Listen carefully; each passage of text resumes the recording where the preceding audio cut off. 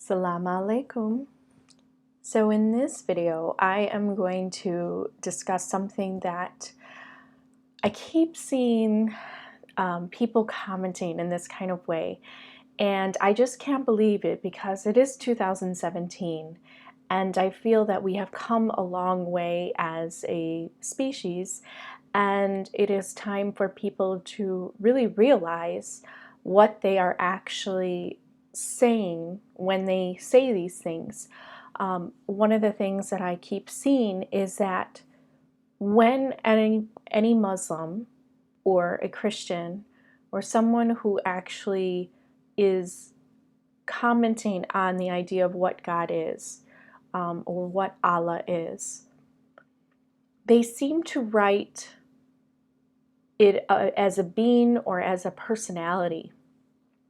And Allah is clearly not a personality. Allah is not a deity.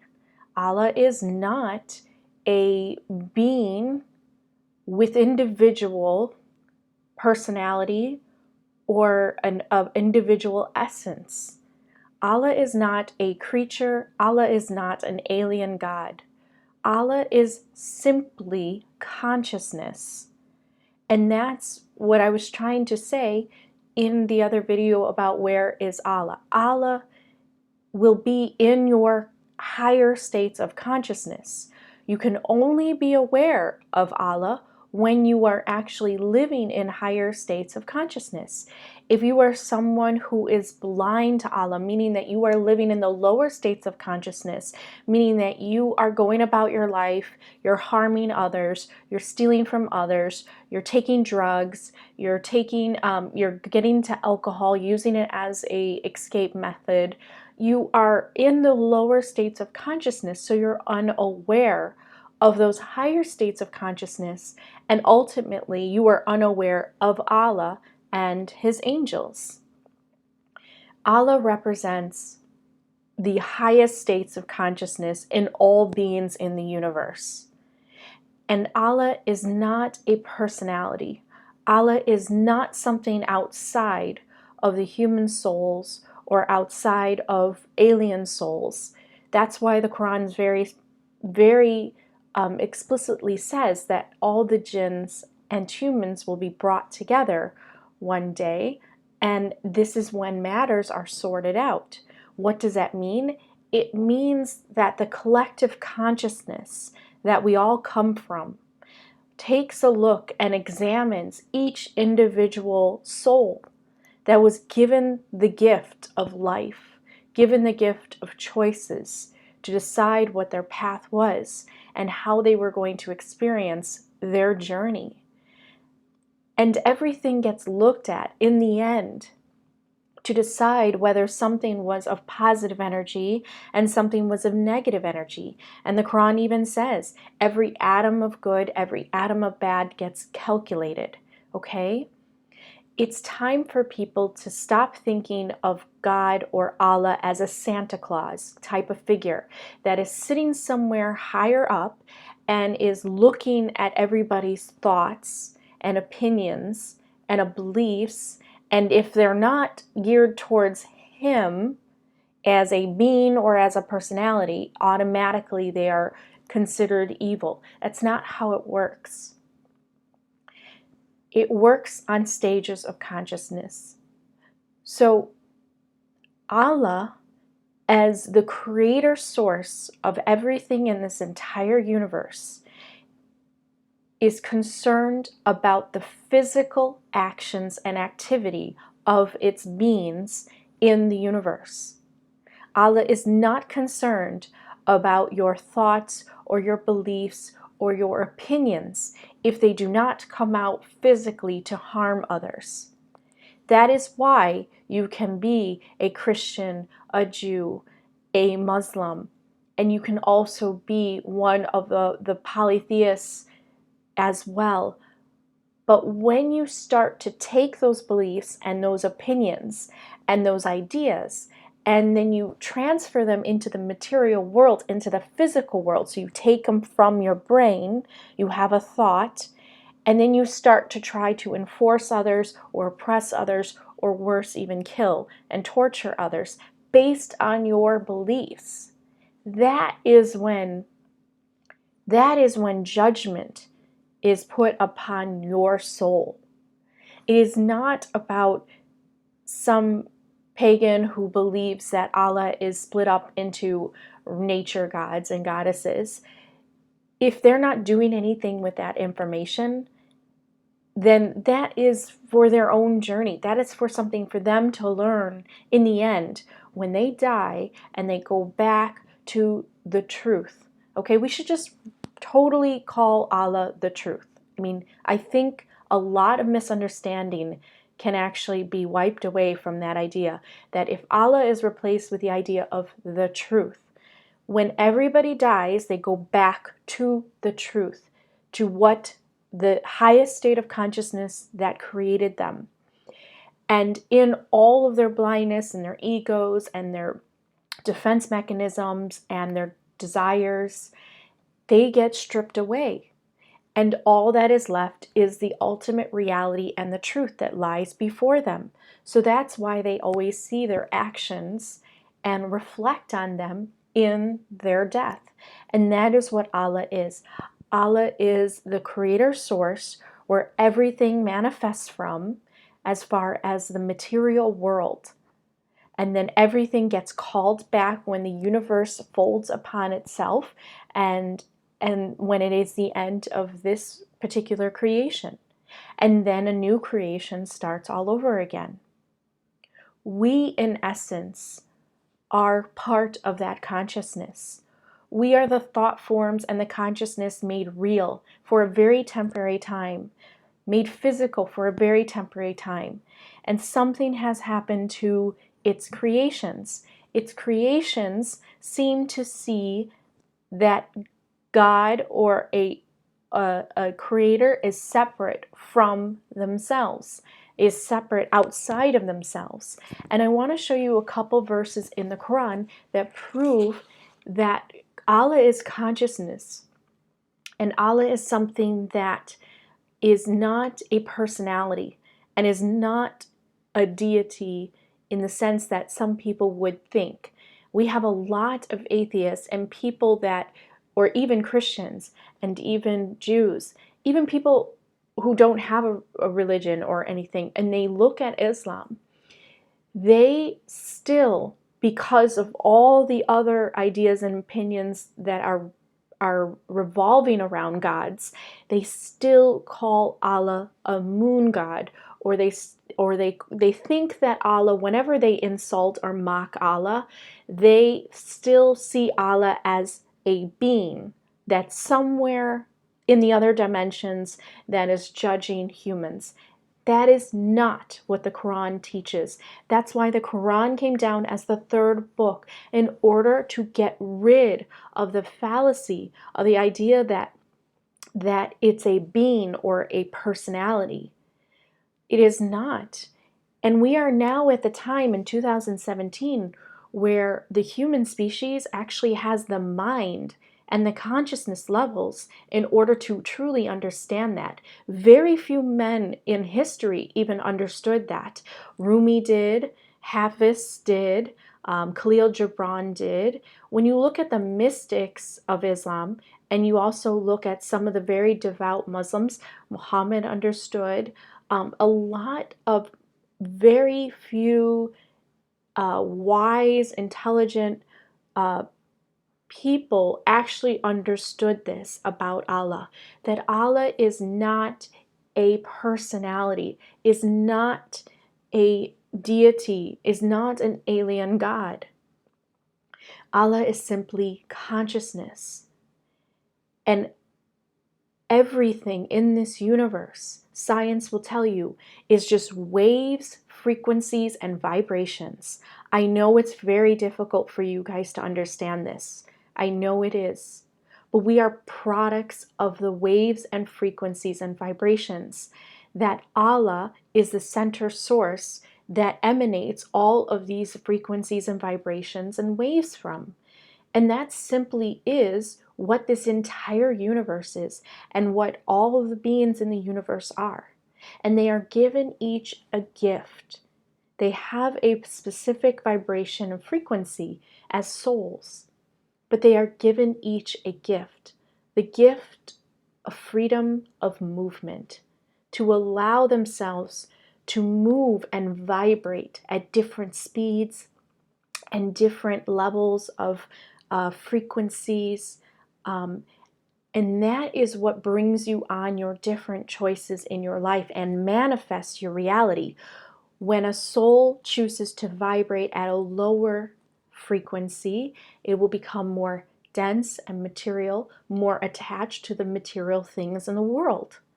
When a soul chooses to vibrate at a higher frequency, it will be interested in the spiritual things, the immaterial things, the things that you cannot see but you can feel. Those are higher vibrations. That's why you can't see them in the material physical plane.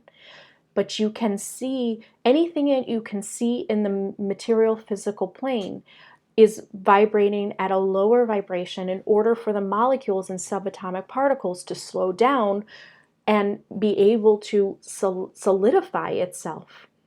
But the things that you cannot see, such as angels and all these other angelic beings, they are vibrating at a higher state of frequency. Same thing with the jinns that are living in higher states of frequency. The reason why people talk about the reptilians and Gog and Magog underneath the earth is because they are beings that vibrate at a lower state of frequency. They literally are material focused beings, and that's why people can see them.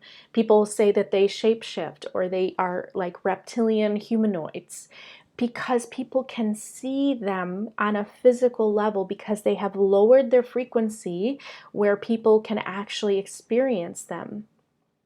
If you vibrate higher than the reptilian race, if you vibrate higher than the physical world, you will not see those beings in your reality, and you will actually be closer to the angels and the other angelic beings and the angelic aliens or extraterrestrials that are on the side of creation, that are on the side for expansion of consciousness and growth.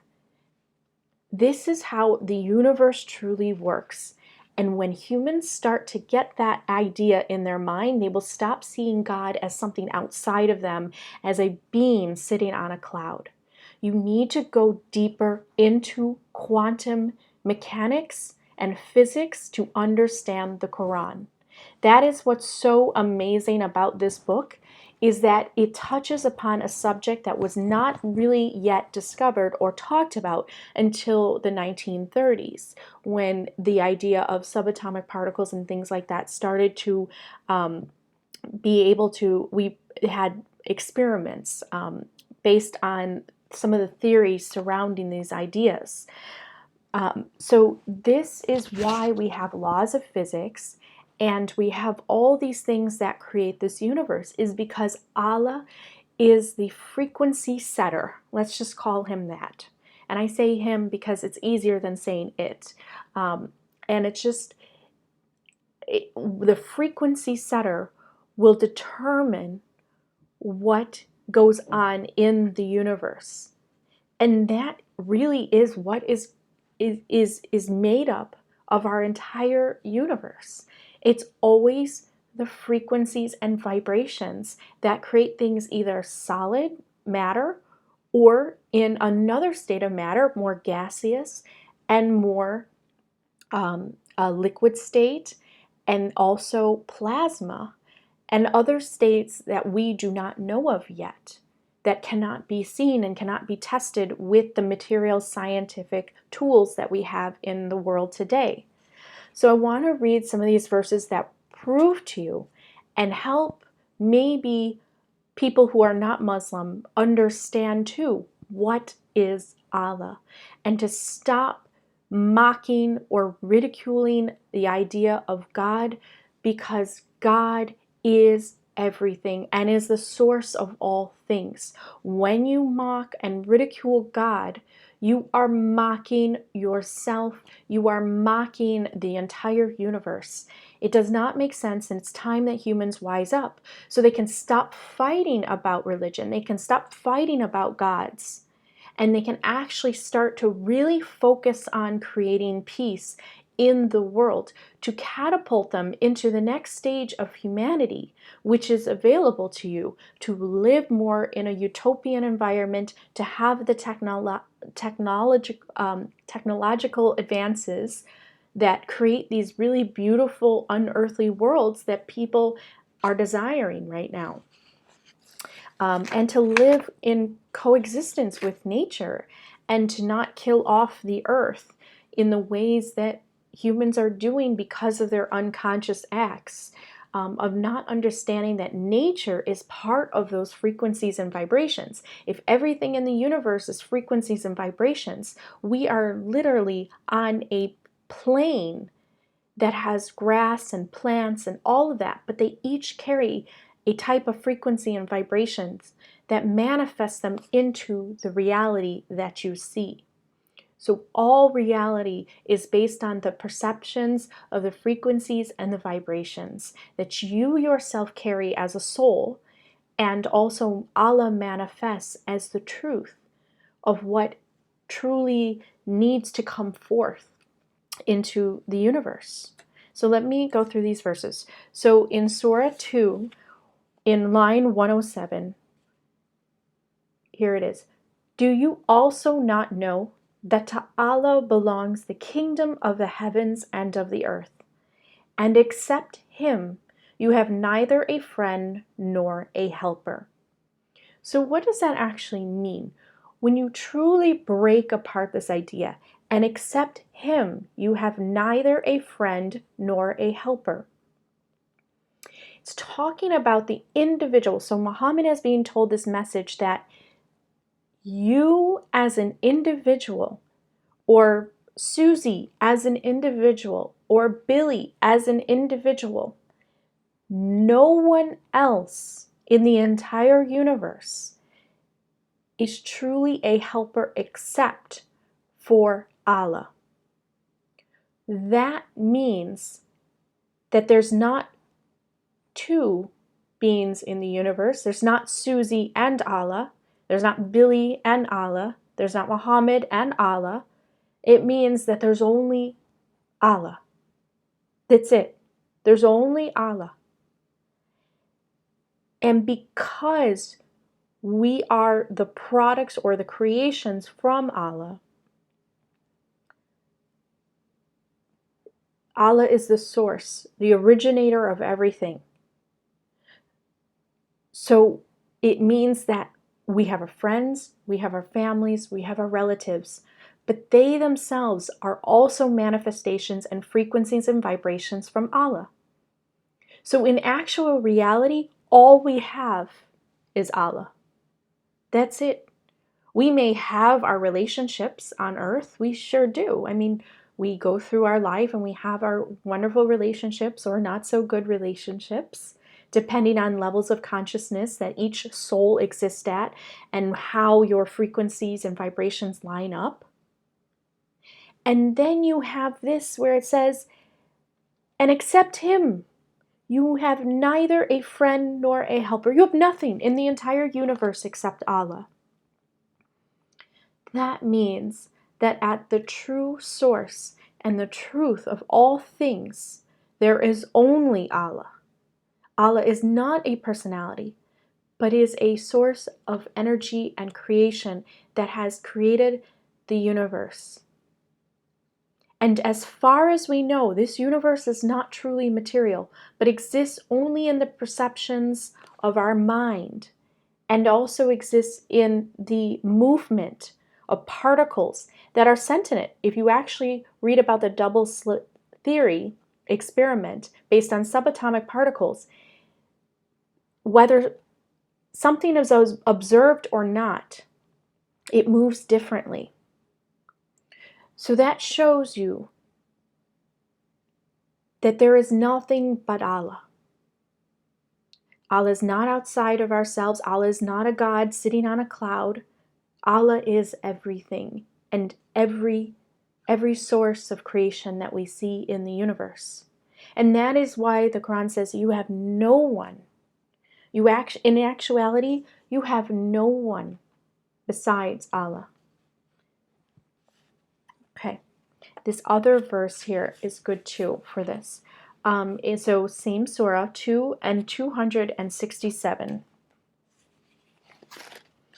O you who believe, give from the good things which you have honorably earned, and of the fruits of the earth which we have produced for you, and do not even receive anything bad or dishonorable, in order that you may give away a part of it, something when you yourselves would not receive it except with closed eyes. So this is about gifting to others. Do not give someone something that you yourself would not want to receive. That's insincerity. That's not truthfulness. That's not being authentic to yourself, and caring about the other person. And know that Allah is free of all wants and worthy of all praise. Okay, that right there. Allah is free of all wants. So sometimes people, especially atheists, will always mock and ridicule the idea that God is egotistical and wants praises and wants glory and wants worship and wants devotion. And some Muslims also say, that Allah wants devotion and worship. No. Allah needs absolutely nothing. Nothing from us. And the Quran says that not in just this verse, but in many others. And when you actually pull apart that idea, knowing the idea about the universe and how nothing is really material and everything is floating particles of frequencies and vibrations, Allah simply wants His creations that are coming from His source of creation. Allah simply wants us to experience life for Him, in a sense. But Allah does not want anything from us. Simply the experience of life is enough. Simply loaning Allah the beautiful loan when you are in touch with your spiritual nature and your spiritual side, and you act like it on earth, you act like it in the physical world. That is a beautiful loan to Allah. You are loaning your body or your vessel, your physical vessel, for a temporary time. Allah experiences Himself through us as physical beings.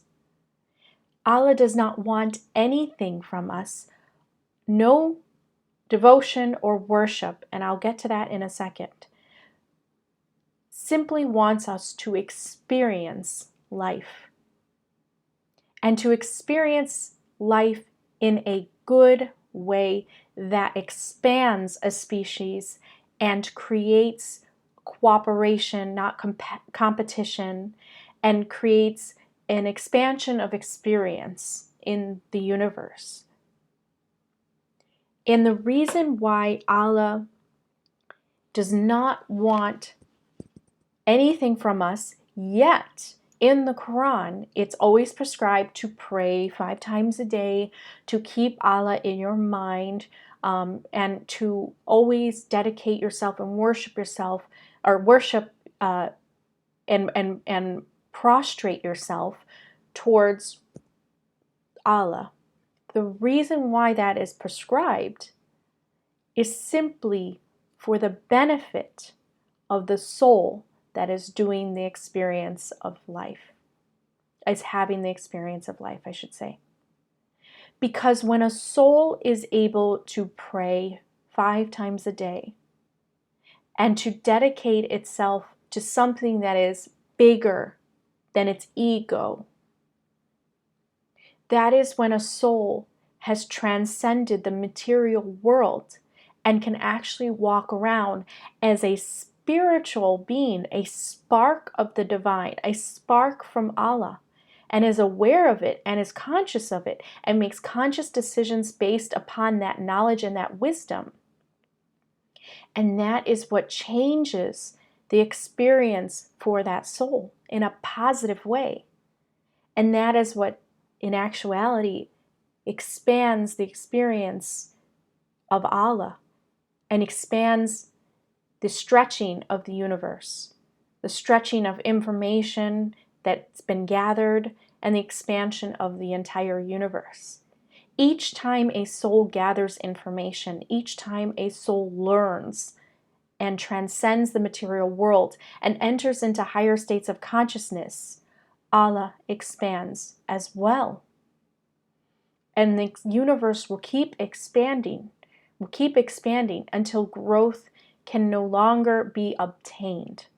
And once growth stops, or once there is nothing else to learn or to expand upon, and that could be in a negative way, that could be in a way that the universe becomes so corrupted, material, and divided, so the universe will have to end in order to start a new creation, or it has learned so much and has learned of its unity so much that now it's the end of a beautiful story.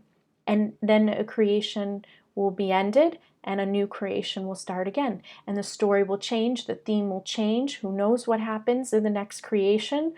But Allah is everything and originates all of the subatomic particles and frequencies and vibrations that create this material world that we as souls then get to perceive as real.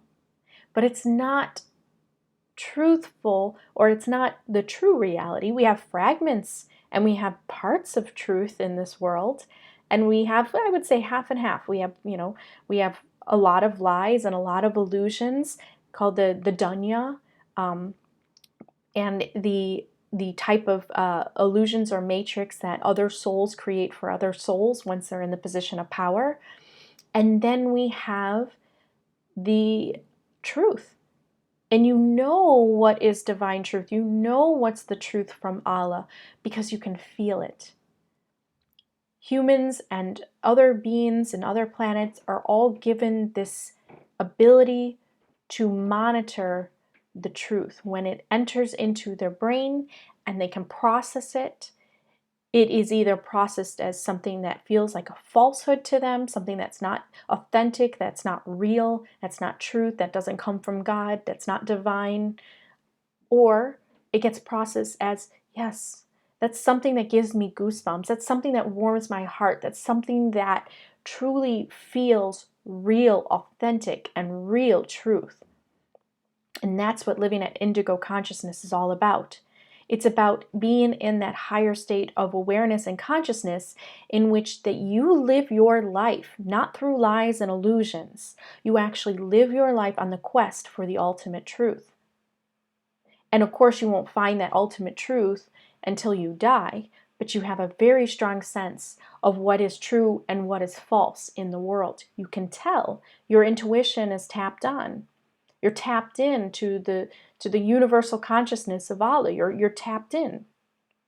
So that is another example of how Allah needs nothing from us except for our good, higher consciousness and awareness of experience. And that's it.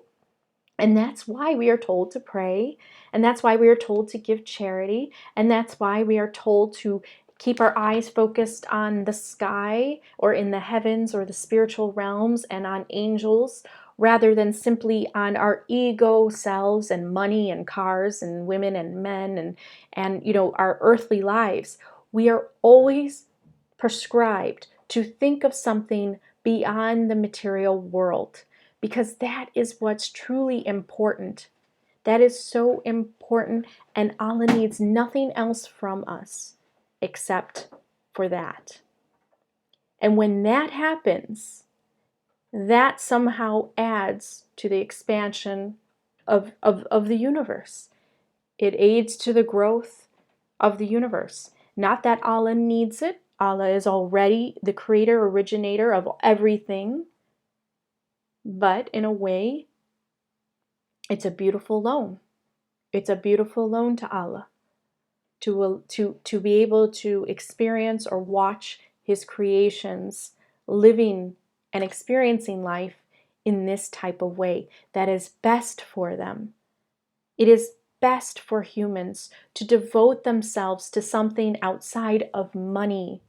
It is best for humans to devote themselves outside of Bill.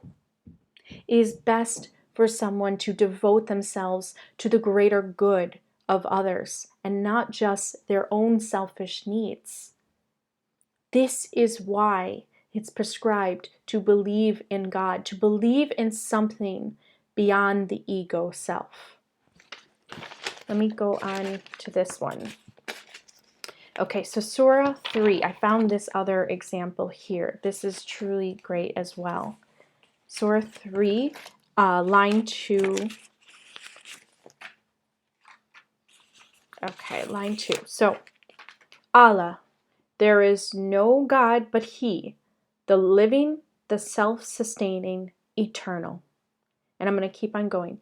It is He who has sent down to you the book in stages in truth, confirming what went before it. And He has sent down the Torah to Moses and the Bible. Okay, so to Moses is in the parentheses. Line 4. Before this, He sent down the basis of judgment between right and wrong. Then those who reject faith in the sign of Allah will suffer the severest penalty. And Allah is supreme in might, Lord of due penalties. And then line 5. Surely from Allah nothing is hidden on earth or in heavens.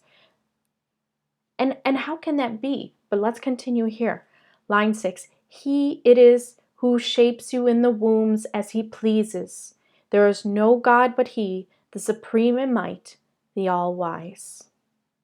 Okay, so what does that actually mean? How can nothing be hidden on earth or in heaven?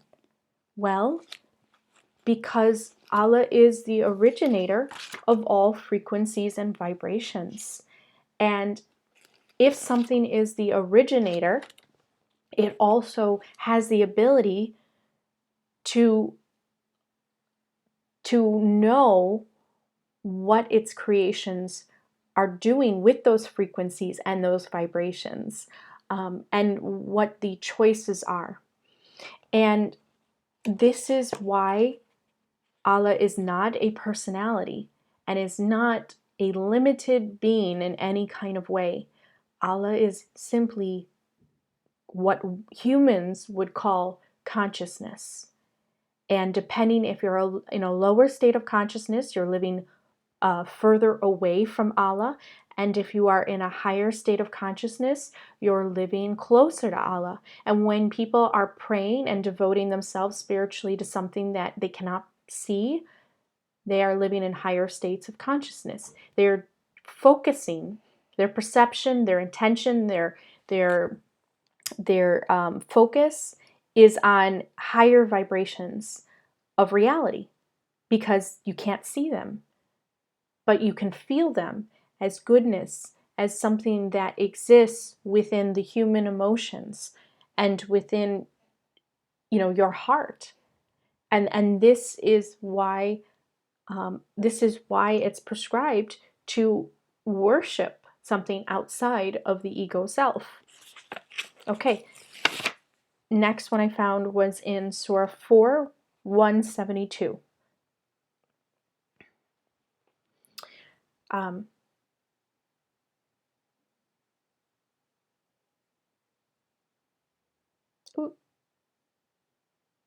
Yes, okay, sorry, 173. But to those who believe and do good deeds of righteousness, He will give their due rewards, and more out of His bounty. But those who are the rejectors and arrogant, He will punish with a painful penalty, and they will not find beside Allah anyone to protect or help them. So why is that true as well? And how does that fit into the idea that there's nothing else? Well, if you think about it, when someone does an action that is greedy or selfish or harmful to others, their higher self inside of them, what people call the conscience, will always be able to know what you have done. Unless you are crazy and completely unable to identify right from wrong, and if you have like a mental, cognitive, actual problem that stops you from determining right from wrong. And of course, you know, our judicial system has that that type of excuse in its law system, but only Allah knows, right? Like, who truly knows right from wrong? But those who are not ignorant of what they have done, and they have chosen to be selfish and greedy, and they have just chosen to do these things that have harmed others, then there is no other helper for them except Allah. And what that means is that you cannot hide from your higher self. You cannot hide from the truth of your actions. You cannot hide from the unclouded consciousness within you that knows right from wrong. So when you die, your consciousness becomes part of the collective consciousness. And it is looked at not from the ego perspective of you, of Billy, but it is actually looked at from the perspective of the ultimate truth. And so it's not about your justifications of why you've done wrong. It's not about your excuses. It's not about your ego subjective experience that says, well, I did this to this person because they did this to me. That doesn't matter. In the long run, it's about your righteous acts. And it's going to be looked at from an objective perspective. It's not going to be looked at from your own ego perspective, because it's fair. And Allah is always merciful and most just and fair. And what can that mean? That means that there is no getting away from the ultimate reality of the actions of what someone has done. And I would say that because this world and this universe is a physical, it manifests in the physical, and energy moves through physical ways. It's more important for someone to have good actions and good deeds rather than simply just good thoughts. Because yes, thoughts are energy and they are the start of your action, because a thought will come into your mind and then that may motivate you to act a certain way. But if a thought comes into your mind, it simply is an opinion or a belief if it doesn't turn into an action. So I think what our world needs to do is to stop persecuting each other for different beliefs, different opinions, different ideas that don't come out in the action to harm others. Okay? They simply are just two people having a discussion, and one believes in in a certain way. They have a different perspective of the world, and another has another perspective of the world, because you're experiencing the world and your reality from your subjective perspective. So you're experiencing it from your individual soul, and you will not experience it from the other perspective until you are dead. And when you become immaterial, that's when you get to see the perspective from everyone. Allah will show the perspective from the victim that you victimized, and from your perspective, and from the outsider's perspective, and from all of the perspectives that you can imagine. You see everything. And that's why it's the ultimate truth, because it includes all perspectives based on that event or situations. It's no longer just your ego experiencing. That's why it's so important to get out of your ego as much as you can in the material world if you are interested in having a blissful rest and you are trying to enter into the place of not having to learn from your mistakes. And that's what the hellish realms are. It's for those that are now going to be forced into learning from their mistakes because they simply didn't learn on earth when they had their chance.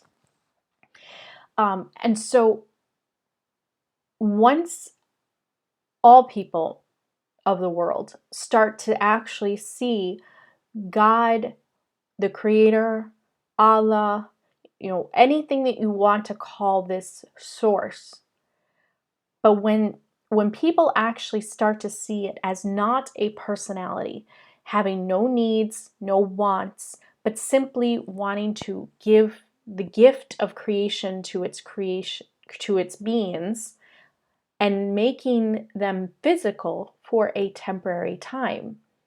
And in that physical reality, giving the ability for each soul to choose its path and to choose its experience and choose its journey. It's like a choose your own adventure story, basically, for each soul. That is a wonderful, wonderful gift. And in that, if that enough doesn't make people appreciative and respectful towards the Creator, well, then I don't know what else will. But once you turn your attention away from your ego self and from the material world, and your eyes get shifted into the spiritual dimensions of reality, that is when you start to vibrate a little bit higher and you start to have more blessings and things come into your life because you're at a higher frequency that actually is ready for the higher frequency realities around you that are trying to come into your life. That's why Allah is so loving. I mean, yes, Allah is not a personality, but love is not a personality either. Love is a physics. It's an energy, and it's something that will create out of nothing with simply the notion to give. And that's why Allah is, in essence, I mean, the closest thing I could call Allah, as far as like if we had to talk about what Allah is in the pure physical language, is love. And love is always truth, because something that's false and an illusion or a lie is not love, because it's created as an illusion or a lie for an intention not coming from love. It's coming from an intention to instill fear, to instill hate, to divide, to harm, to manipulate, to tempt. What does that sound like? That sounds like Iblis and what we know now as the Satan, the tempter of mankind. So if Allah is the originator of all in the universe and all the frequencies and the vibrations, because all the beings have their own personal choice, that means that Satan is the symbol for the leader of the lower vibrations. So when souls choose to vibrate at a lower frequency and choose a reality that is of a lower vibration and tries to harm others and be evil and, oppress others and persecute others and just cause their own miserable life. I mean, you live by the sword, you're going to die by the sword. And when you're in those states, you are literally following the frequency creator of that, in an idea of the first being that basically said no to God. And when you are following those lower vibrations, you're following Satan. That's the tempter of man. That's the one who's going to tempt all mankind to believe in their ego perspectives and not even look at God, not even look at the higher frequencies and vibrations, but to keep you in the material world and to keep you focused on the material things, such as, gambling and alcohol and women and men and money and cars and statuses. That's what Satan does.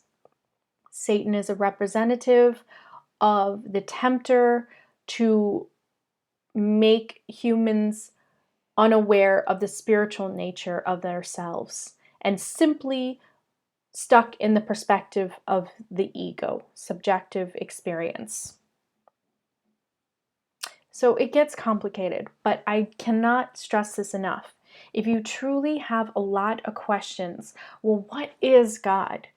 When you start getting into quantum mechanics and quantum physics, and you start to learn about the actual world and the universe and how it is made up of and what it is made up of, that's when you will start to see God in a more clear way of what the Quran is trying to suggest.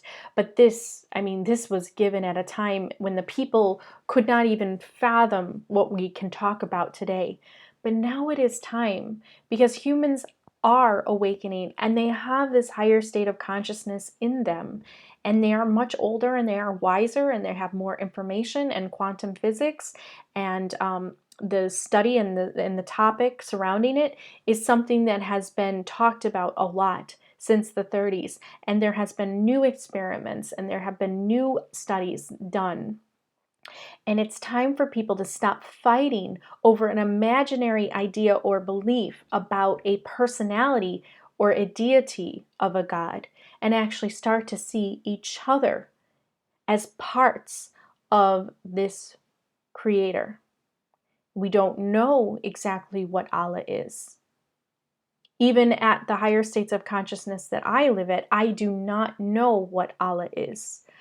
But because I am in the higher vibrations of thought and consciousness, these ideas are clearer to me about unity and about truth and about love. And the higher you get, the closer you get to those higher states of consciousness, the closer you get to understanding or connecting yourself to Allah. Those are the ideals that will be instilled in you. And that's what the Quran tries to tell you, is that righteousness, charitable nature, always being just, always being truthful.